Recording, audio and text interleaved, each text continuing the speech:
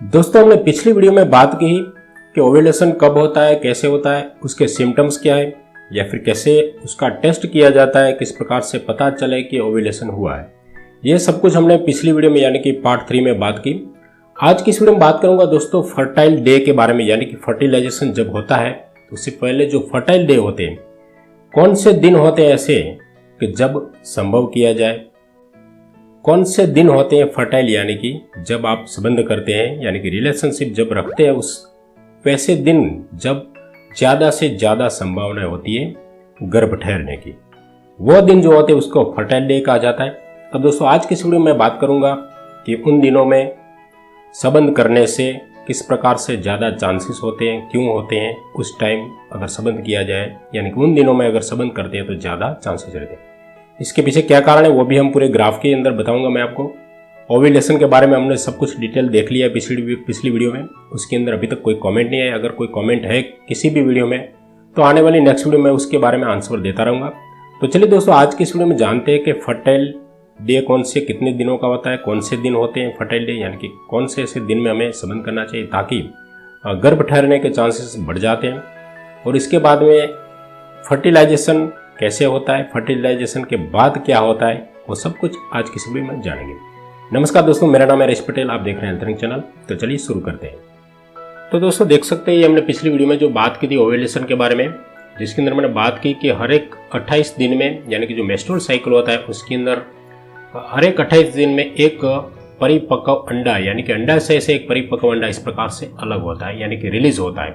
वही अंडा यहाँ पर रिलीज होने के बाद फेलोपियन ट्यूब में पिकअप होता है। उसके बाद में ये फेलोपियन ट्यूब से यहाँ सर जितनी 10 सेंटीमीटर तक जो लंबी होती है फेलोपियन ट्यूब, उसके अंदर वो तैरता हुआ रहता है 24 से 48 घंटे तक, यानी कि 1 से 2 दिन से 3 दिन ज़्यादा तक वो इसी फेलोपियन ट्यूब में रहता है। अब दोस्तों ओव्यूलेशन होने के बाद यानी कि जो यहाँ पर अंड होता है, जो ओवल होता है, जो अंडाशय से जब जैसे अलग होता है, रिलीज होता है, उसको हम ओव्यूलेशन कहते हैं। उसके बाद में जो अंडा होता है यहाँ से निकल कर फेलोपियन ट्यूब में यानी कि 10 सेंटीमीटर की जो दूरी है उसको जब पास करता है उसके अंदर उससे 24 से 48 घंटे लगते हैं।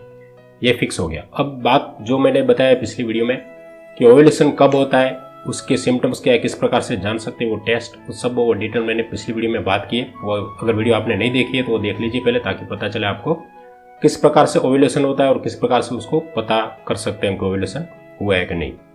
ज़्यादातर 28 दिन के अंदर बीचों बीच यानी कि 14 से 15 दिन के आसपास ये ओव्यूलेशन होता है। ओव्यूलेशन जब होता है तो उसके कुछ सिम्टम या फिर टेस्ट के द्वारा जान सकते हैं, पिछली वीडियो में बात की है। ओव्यूलेशन होने के बाद यहाँ पर हम सब जानते हैं कि जैसे ही 14 दिन में अगर ओव्यूलेशन होता है तो ये 2 से 3 दिन मिलते हैं फर्टिलाइजेशन के लिए, यानी कि जो शुक्राणु होता है, जो पुरुष का स्पर्म होता है, इसके अंदर जो कोटि संख्या में स्पर्म के अंदर जो शुक्राणु होते हैं जिसे टेस्टोस्टेरोन कहते हैं, वो जो स्पर्म्स होते हैं शुक्राणु, वो यहाँ से गति करते हुए फेलोपियन ट्यूब में जाते हैं। उसके बाद में जाते हुए जो भी अंडा रिलीज हुआ है उसको भेद करता है, यानी कि उनका मिलन होता है, जिसको फर्टिलाइजेशन कहा जाता है। और फर्टिलाइजेशन होता है तो आप समझ सकते हैं कि अगर 14 दिन में ओव्यूलेशन होता है, 14वें दिन यानी कि 28 दिन का अगर साइकिल है आपका रेगुलर, ये मैं रेगुलर साइकिल की बात कर रहा हूँ, किसी को 30 दिन का भी है साइकिल होता है मेंस्ट्रुअल, लेकिन रेगुलर नॉर्मली देखें तो 28 दिन का होता है। 28 दिन का है तो 14 से 15 दिन के आसपास ओव्यूलेशन हो जाता है, यानी कि अंडा रिलीज होता है यहाँ पर। तो 14 से 15 दिन यानी कि 2 दिन और भी मिलते हैं उसको ये मिलन के लिए। तो और दूसरी बात जो बताया, इस प्रकार से जो शुक्राणु है स्पर्म से, शुक्राणु का लाइफ होता है 5 दिन का। तो आप समझ सकते हैं अगर 14 दिन ओव्यूलेशन का अगर 14वां दिन है तो आप समझ सकते हैं कि 11 दिन से लेकर 16 दिन तक फर्टाइल दिन कहा जाता है, यानी कि वो बेहतर दिन कहा जा सकता है अगर गर्भ ठहरना या प्रेगनेंसी रखनी है उसके लिए। वो आगे के जो 6 दिन होते हैं ओव्यूलेशन का दिन, जब ओव्यूलेशन होता है उसके आगे के 5 दिन, उस दिनों में अगर रिलेशन किया जाए यानी कि संभोग किया जाए तो बच्चे ठहरने के ज़्यादा से ज़्यादा चांसेस होते हैं। इन्हीं दिनों में होते हैं, इसके आगे या पीछे के दिनों में चांसेस नहीं होते हैं, क्योंकि ये जो अंडा है अगर यहाँ से निकल कर गर्भाशय में आ जाता है अंडा, और तब तक अगर संबंध न किया जाए तो वो अंडा यहाँ पर रप्चर होने के बाद वो पीरियड में आ जाता है, यानी कि पीरियड आ जाता है। तो इस प्रकार से जो टाइम है वो सिर्फ फैलोपियन ट्यूब में जब तक अंडा रहेगा उसी समय अगर संबंध किया जाए तो ही ये गर्भ ठहरने के चांसेस रहते हैं। ये जो टाइम जो होता है 2 से 3 दिन का होता है, लेकिन उससे भी 2-3 दिन पहले अगर रिलेशन किया जाए तो भी ठीक रहता है, क्योंकि जो शुक्राणु उसका लाइफ 5 दिन तक की होती है, तो गर्भाशय में और वो 5 दिन तक जिंदा रहते हैं। उसके बाद में जैसे वो गति करते करते आगे बढ़ता है और जहाँ पर भी उसको ये अंड मिलेगा वहाँ पर उसको फर्टिलाइजेशन हो जाएगा उसके साथ।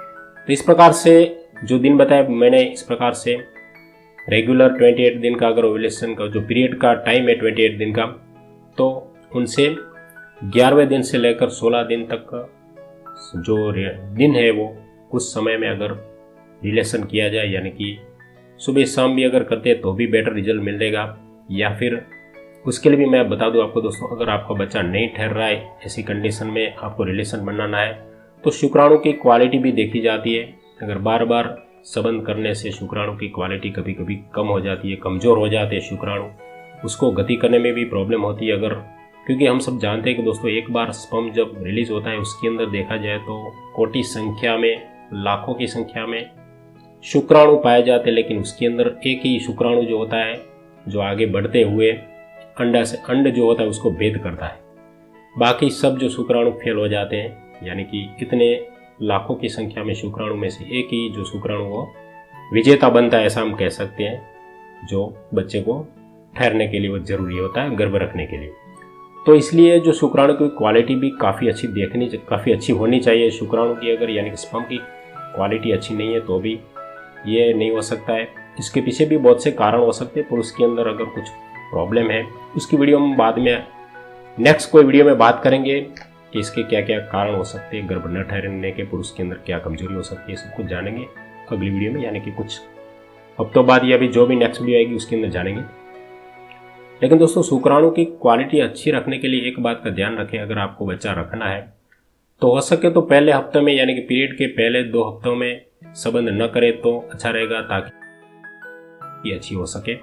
यानी कि 11 से 12वां 13वां दिन आप अगर संबंध करते तो बेटर रहेगा।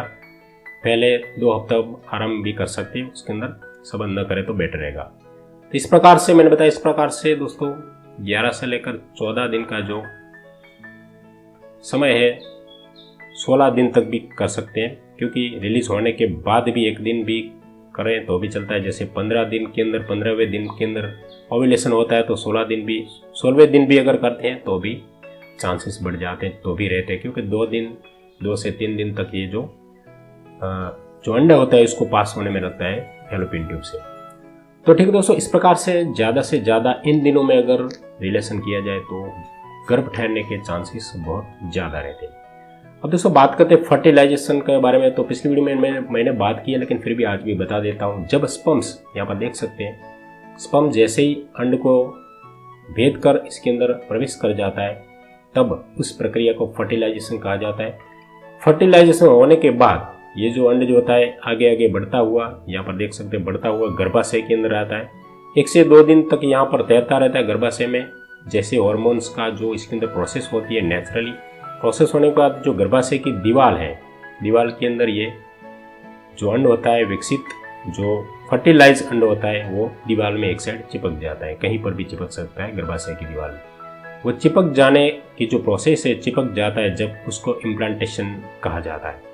इम्प्लांटेशन होने के बाद ही जो 9 महीने का सफ़र है प्रेगनेंसी का वो यहीं से शुरू होता है। तो दोस्तों इस प्रकार से फर्टिलाइजेशन हो जाने के बाद इम्प्लांटेशन हो जाता है। तो दोस्तों ठीक है, इस वीडियो में मैंने बताया कि किन दिनों में रिलेशन करने से ज़्यादा चांसेस रहते हैं, ये मैंने बात की है। साथ में फर्टिलाइजेशन होने के बाद जो अंड है किस प्रकार से आगे बढ़ता हुआ गर्भाशय में आने के बाद इम्प्लांटेशन होता है, किस प्रकार से दीवार में चिपकता है, ये मैंने बताया।